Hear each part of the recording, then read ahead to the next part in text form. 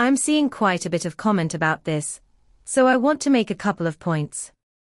I'm not owed eternal agreement from any actor who once played a character I created. The idea is as ludicrous as me checking with the boss I had when I was 21 for what opinions I should hold these days. Emma Watson and her co-stars have every right to embrace gender identity ideology. Such beliefs are legally protected, and I wouldn't want to see any of them threatened with loss of work, or violence, or death, because of them.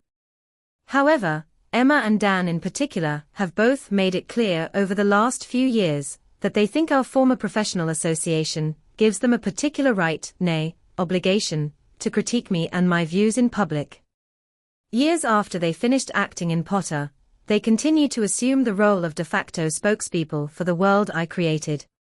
When you've known people since they were 10 years old, it's hard to shake a certain protectiveness. Until quite recently, I hadn't managed to throw off the memory of children who needed to be gently coaxed through their dialogue in a big scary film studio. For the past few years, LVE repeatedly declined invitations from journalists to comment on Emma specifically, most notably on the witch trials of J.K. Rowling. Ironically, I told the producers that I didn't want her to be hounded as the result of anything I said.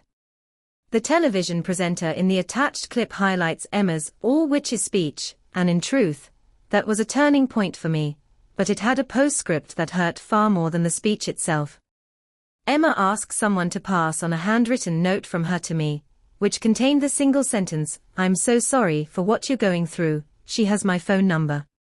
This was back when the death, rape and torture threats against me were at their peak, at a time when my personal had to be tightened considerably, and I was constantly worried for my family's safety. Emma had just publicly poured more petrol on the flames, yet thought a one-line expression of concern from her would reassure me of her fundamental sympathy and kindness. Like other people who've never experienced adult life uncushioned by wealth and fame, Emma has so little experience of real life, she's ignorant of how ignorant she is.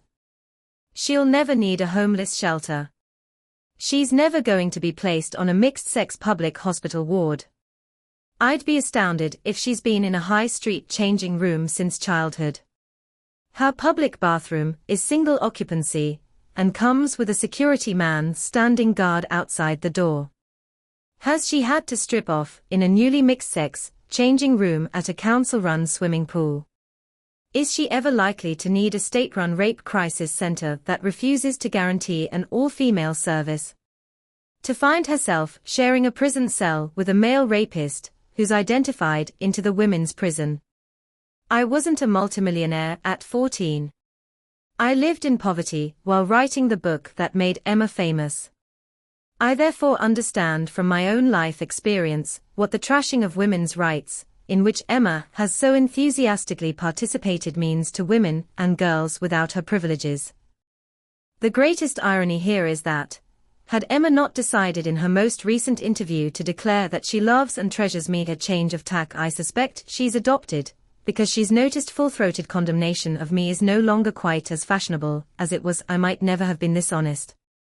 Adults can't expect to cozy up to an activist movement that regularly calls for a friend's assassination, then assert their right to the former friend's love, as though the friend was in fact their mother. Emma is rightly free to disagree with me and indeed to discuss her feelings about me in public, but I have the same right, and I've finally decided to exercise it.